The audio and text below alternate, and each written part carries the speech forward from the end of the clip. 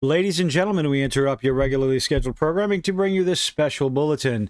Deadpool and Wolverine is dominating the box office. Marvel Comics has not learned a single thing, and Marvel Studios is getting exceptionally desperate. Over the weekend, Deadpool and Wolverine, I massively undercut my prediction on what this movie would make opening weekend, and holy crap, $211 million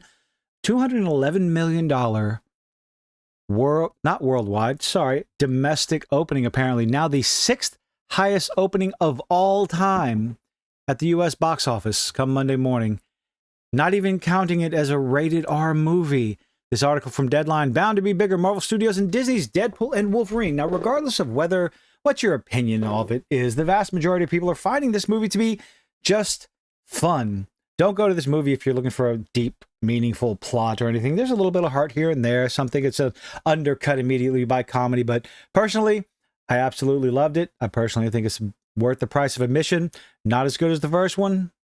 Better than the second one. But the box office is doing all the talking right now. Now the sixth biggest opening in the domestic box office with $211 million in addition to breaking the record on an R-rated movie's first weekend at the box office. This after a better than expected Sunday of $53 million, global opening of $444 million.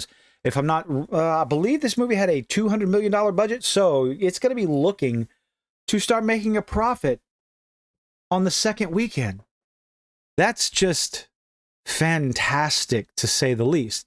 Now, what do you think sort of announcement Marvel Comics would come and do after such a massive success at the box office? Well, they went ahead and announced that Deadpool is dead. Long live Deadpool. Deadpool is being replaced in the comic books by Wade Wilson's daughter.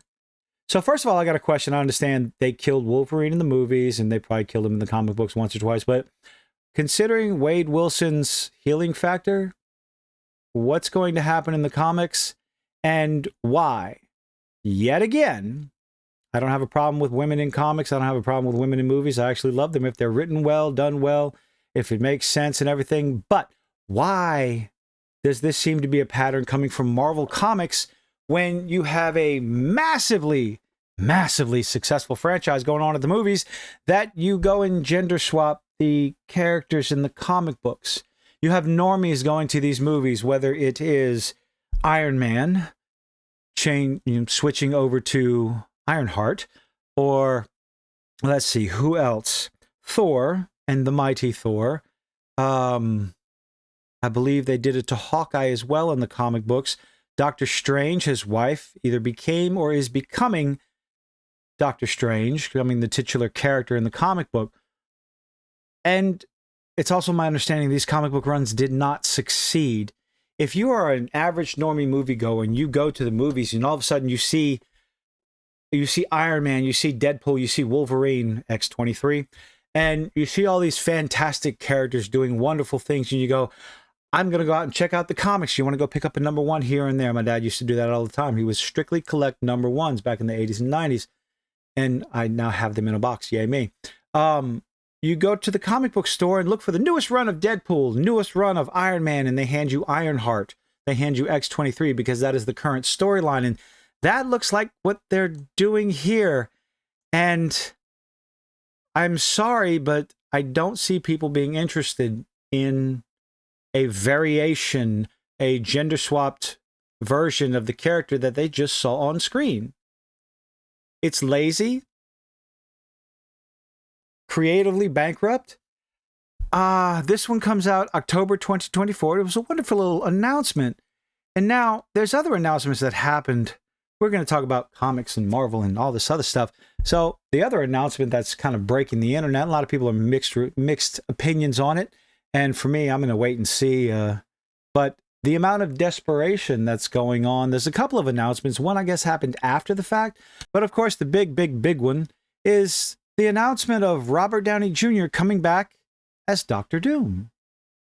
Considering if he's going to show up in the Fantastic Four, that doesn't make sense. It could make sense because Fantastic Four is supposed to be taking place early, 50s, 60s, 70s?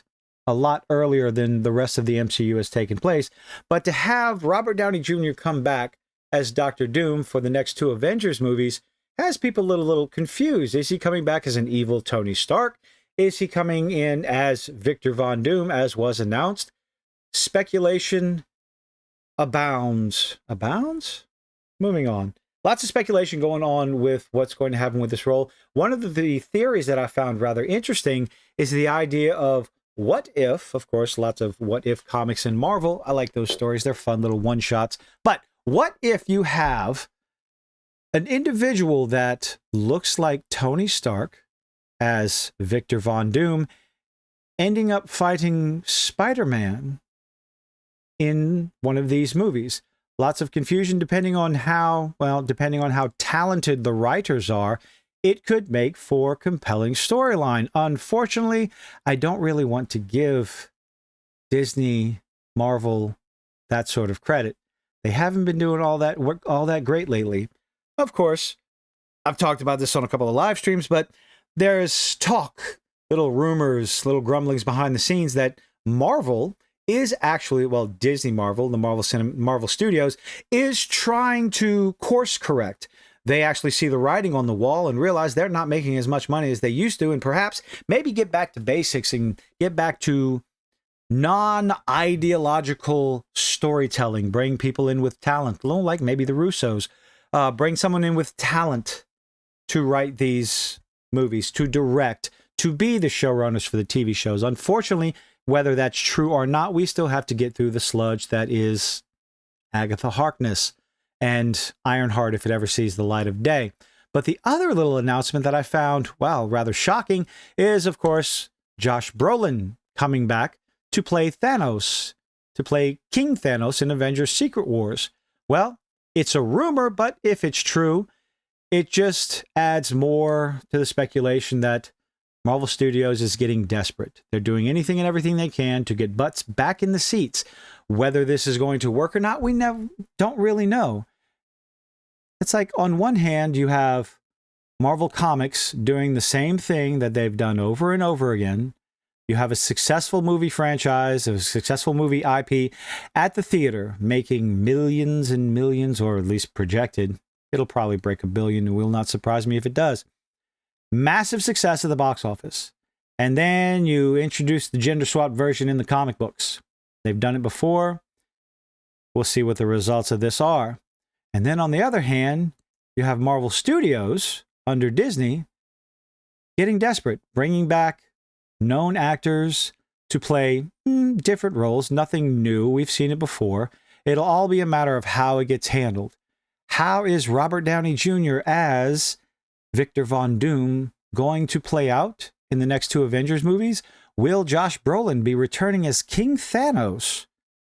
I guess we'll have to wait and see. What is Secret Wars going to be like? You have to wait and see. For sure, we'll be keeping an eye on it, but let me know what you think in the comment section down below. Leave a like, leave a dislike, do all those nifty little things those YouTubers beg you to do, and I do hope to see you on the next one.